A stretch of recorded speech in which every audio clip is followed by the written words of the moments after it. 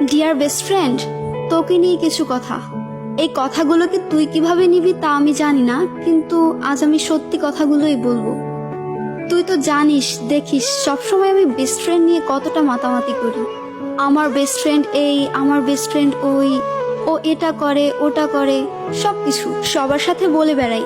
আমার বেস্ট ফ্রেন্ডের সাথে কারো তুলনা হয় না। কারোর সাথে কথা বলার সময় তোকে নিয়ে এমন ভাবে বলি, তারা আমাকে দেখতে চাওয়ার আগে তোকে দেখতে চায়। কিন্তু এত কিছুর পরে সত্যি একটা কথা হলো, আমি তোকে বেস্ট ফ্রেন্ড ভাবি, কিন্তু তুই আমাকে ভাবো না।